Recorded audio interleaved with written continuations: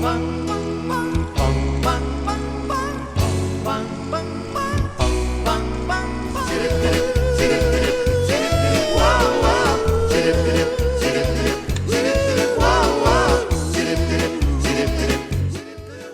everybody, I'm Rene Ramos, director of the Lynn and Louis Wolfson II Florida Moving Image Archives, and this is Rewind, the show that looks back on Florida's past with historic film and video. It's time for another trip back into the past, so sit back, relax, and enjoy another episode of Rewind. This is Montage. Oh! If you were stuck or injured, would anyone come to your rescue? Would you help out a stranger? We took our Montage cameras to the street to find out, are there any Good Samaritans left? I want to get out of welfare. I don't want to be on it for the rest of my life. For those who find themselves on welfare, life's a constant struggle. But does the welfare system give them a hand up or a hand out? I want you to build a hotel so that when they walk in, they'll fall flat on their ass. Meet the man who built some of the most famous hotels in the world on tonight's Montage. Hello, welcome to Montage. I'm Ed O'Dill. Picture this. You see a stranger hurt on the street. Would you go over and help or keep walking? Would you take the time to stop and help a motorist stranded on the side of the road? Well, Channel 4's Marianne Murciano is here to put all of us to the test. And I'm sure you wouldn't think twice about stopping to help someone, although you weren't there when I hurt my ankle. No, I wasn't. I wish I was, though. Well, you are the exception to the rule in that case, and that's what we wanted to find out.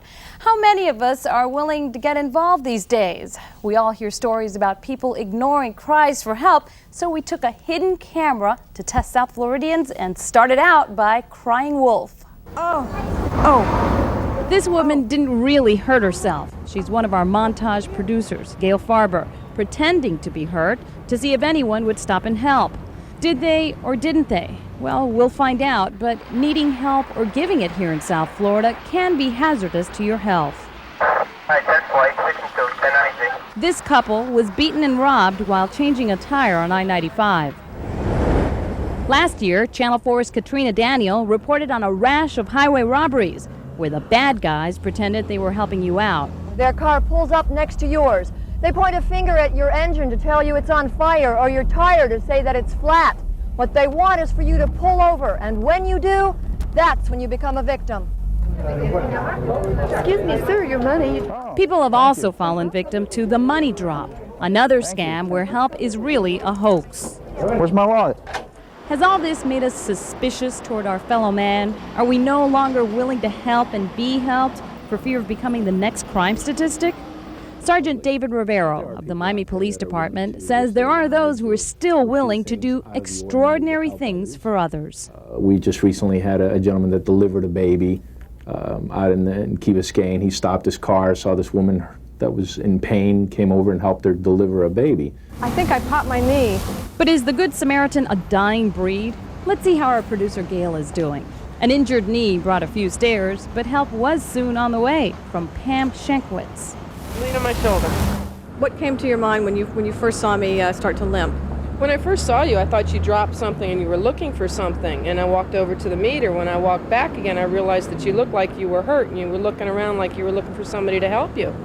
So I thought I'd offer you some help, see what I could do. Did it occur to you for a moment to not help me? No, ma'am.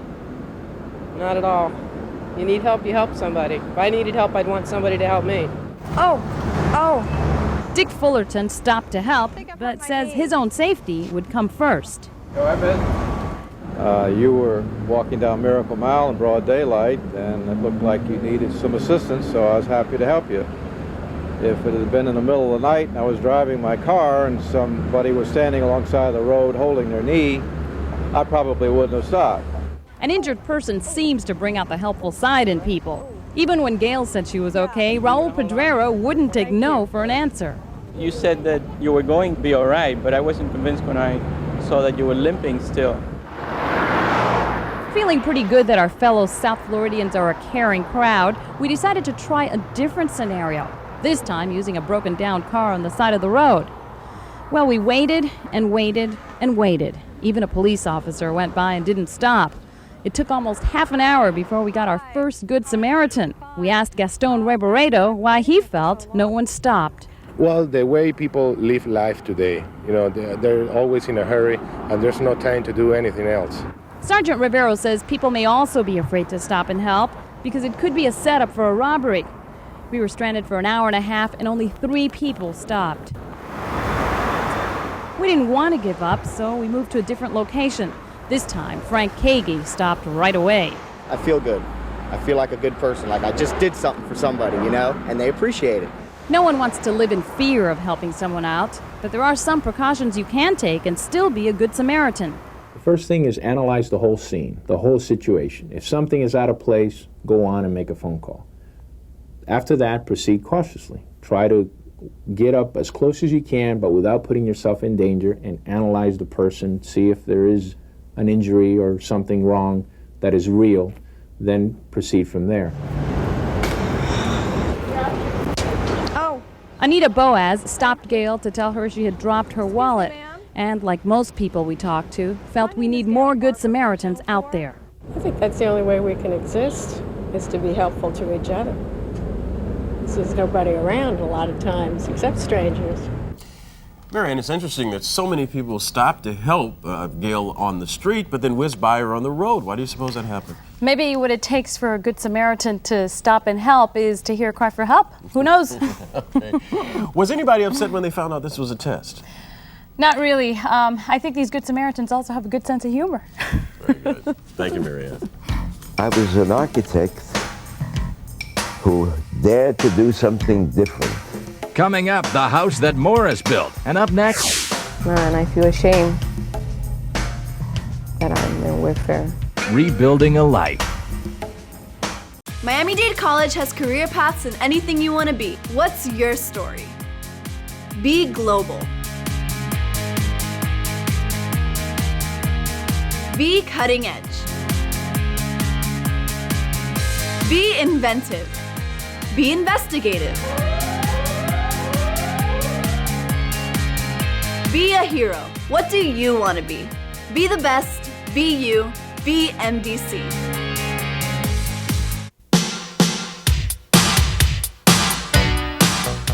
It's a system that actually pays you to stay home and have kids. The more kids you have, the more money you get. Sounds like something easily abused. Well, it's our welfare system. And while there's loopholes in every governmental agency, most welfare recipients are truly in need and couldn't live without it.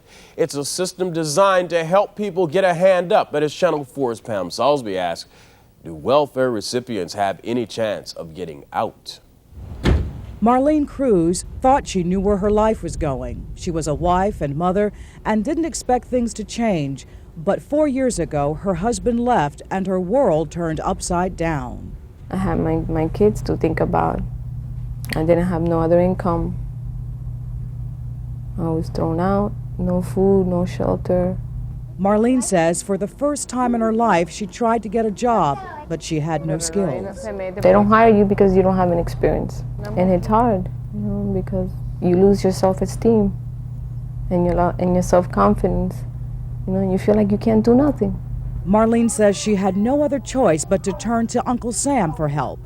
And I feel ashamed that I'm in welfare. And I've been for 4 years. And that's something that I'm not proud of. I don't hardly go out because I'm ashamed to meet someone, to say that I'm a food stamp. Yeah, it's terrible. 1 child in 4 in this country is raised at least part of their life on welfare. And that's a staggering statistic. HRS Administrator Barbara Coles says for some, the system can actually become a way of life, a legacy Marlene doesn't want to pass on to her children. I want them to depend on themselves. You know, I don't want them to think it's okay, you know, stay home and get welfare. Anna stuffed a clothes bag with sweet, smelly things. While they might enjoy having their mother home, being on public assistance can be embarrassing at times. Her kids ask her, what does your mom work at? What does she do? And she tells them, no, my mom doesn't work because she's taking care of my sister, and she gets welfare. And I think that's something that my daughter is not proud of. Excuse me, miss, are you a Medicaid recipient? No, I just want to come by and pick up my food stamp. Even though Marlene needs the money to live on, she says it's no way to live. When I go do my groceries, there are a lot of people that stare. They make fun of me because they see me that I go with my food stamp to buy groceries. And I'm shy because I don't like anyone seeing me buying food with food stamps. Despite the welfare money, Marlene says she was getting nowhere fast. She and her daughters live with her parents, and she gives them her $280 a month assistance check. For Marlene, life came to a halt. It's like I wasted 4 years out of my life, doing nothing. I couldn't work, I didn't have no experience, and I had to depend on welfare. And instead of doing something, instead of getting smart, I was getting stupid. Marlene is part of a program HRS started 3 years ago. It's called Project Independence. It offers education, training, and child care to help the needy get on their feet. If we have a client come to us who tests out at a 4th grade level of education, there aren't very many jobs available. So we have 2 years to get her education up to standard, get her some job skills, and get her into a job that can get her off welfare. That's the whole intent of the program. HRS helped me a lot, and they helped me through school, and they showed me that I could do it on my own, and it's better depending on myself than depending on HRS. It's not always going to be there. Marlene hopes to be working soon. With her new diploma, coupled with skills learned raising her own kids, she wants to become a child care worker. This whole experience taught her a lesson she'll be teaching her children. Finish high school and get an education. I don't want them to grow up thinking that welfare it's an easy way out, because it's not. It doesn't get you anywhere. Well, another happy ending. We spoke with Marlene just 2 days ago. She's just that much closer to realizing her dream. This Monday, Marlene will be starting her first job as a daycare worker. Here I've designed something which actually doesn't make sense, but it makes a great deal of sense. Still ahead, the method to Morris's madness.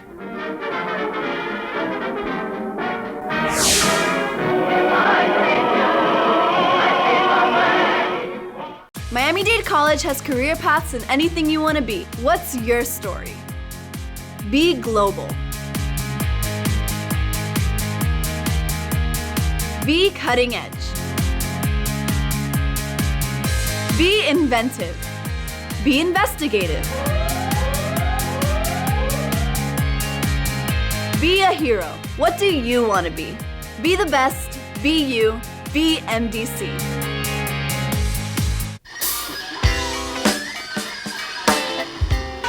His name isn't a household word, but many of the hotels he's built are, especially to South Florida. Morris Lapidus practically single-handedly changed the look of American architecture. His work is now being taught and studied all over the world. After designing more than 700 hotels worldwide, he's enjoyed financial success. But as Channel 4's Ileana Bravo tells us, it's taken over 30 years for the critics to give him his due credit. Oh, those fabulous 50s. Kids were dancing the creep, cars doubled as submarines, and backyard bomb shelters bought peace of mind. At the same time, Morris Lapidus was changing the look of architecture forever, starting right here on Miami Beach. I was an architect who dared to do something different. Actually, I was a store designer. By a series of lucky accidents, I finally latched on to the Fontainebleau, which really was the first building that I ever built. I never built buildings or designed buildings. Not bad for a first try. The building itself broke new ground, but the critics buried Lapidus. How did I dare take a building and curve it? No one ever curved the building. They said, "You're ridiculous." The public loved it. The architects hated it with a vehemence that I have never experienced. They just tore me to pieces. It was the public's love that paid off. What Lapidus offered was glamour, and they were ready for it. I had to look for some source of information to help me design the Fontainebleau. And that source of information was the movies. Busby Berkeley musical extravaganzas gave Lapidus the inspiration to go wild. We had these great big stairways and spiral things with beautiful girls on them. And I said, it'd be a great idea to have a nice curving stairway. An idea that gave birth to the famed Fontainebleau lobby stairs. Designed strictly for decoration and as a gimmick to let women show off their dresses, it was dubbed the Stairway to Nowhere. Now here I've designed something which actually doesn't make sense, but it makes a great deal of sense. 3 stairs into the old main dining room were also designed to elicit stares. And when the people came out on the platform, there they were in their best bib and tucker and gowns and so on. And the maitre d' would greet them and then walk them down 3 steps. These steps have been here now for 36 years. And nobody has said to me, why did you make people walk up and then come down? The answer? Drama, as were his columns, fine antiques, and what Lapidus dubbed cheese holes, America's first taste of design just to be whimsical. The hardest part was convincing hotel owner Ben Novak that they were Novak's ideas. I brought my first sketches down, the half circle hotel, and I said, no, I want to think of something different. And one day he called me in New York and said, Morris, I got it. Let's do a half circular hotel. The two feuded over almost everything, including who actually designed the hotel. Ben Novak is gone, and I still say I had to design the hotel. He couldn't design an outhouse. Few of Lapidus's touches remain inside the hotel today. His seating section became an escalator, and wallpaper hides his wood. But thousands have unknowingly tread on his trademark. What I did was put the bow tie in the floor of the Fontainebleau. They think it's part of the ornament, but that's my signature. After the Fontainebleau, the jobs never stopped, starting right next door with the Eden Rock. The owner, Harry Wolfson, said, look, I'm not going to tell you how to do it. I want you to build a hotel so that when they walk in, they'll fall flat on their ass. Instead of the movies, Lapidus looked to the classics for inspiration. You can see the traces of what it was, but it no longer is. Another stairway to nowhere adorns the Eden Rock lobby, as do columns attached to floating shapes, a modern-day sundial, and some of the classic statues Lapidus purchased. But some of his glamorous touches have vanished. The Renaissance coffee shop is now Sadie's Deli. Oh, times change. His biggest challenge there came after the hotel was completed. The Eden Rock was owned by Harry Wolfson, ex-partner, current competitor to Ben Novak, who had a bizarre request for Lapidus.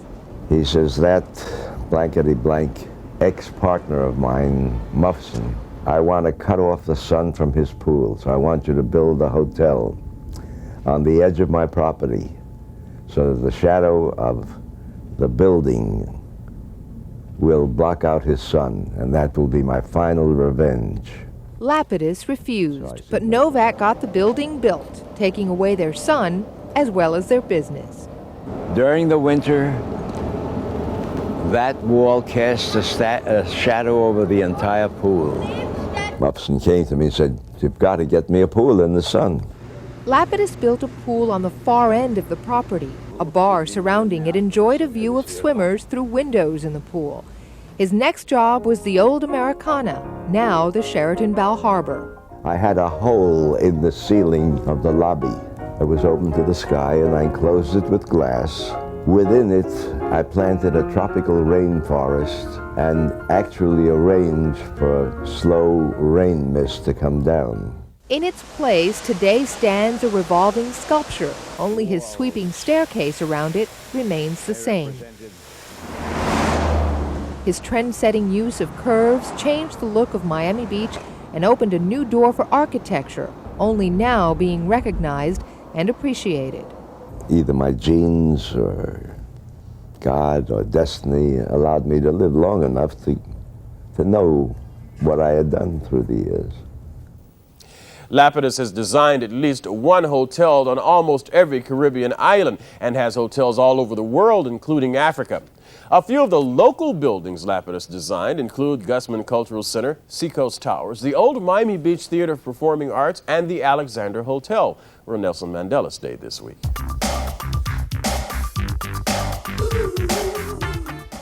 Miami-Dade College has career paths in anything you want to be. What's your story? Be global. Be cutting edge. Be inventive. Be investigative. Be a hero. What do you want to be? Be the best. Be you. Be MDC.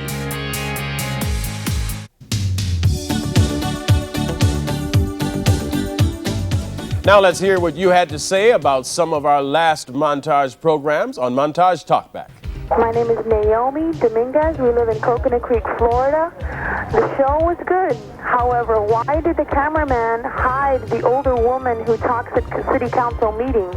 The woman wasn't very pretty, but that's fine. She was intelligent. My name is Juan Francisco Rodriguez. For the thing that they're opening new Walt Disney World, I like so far everything. But the thing of Dick Tracy, I don't like the show because it doesn't look real.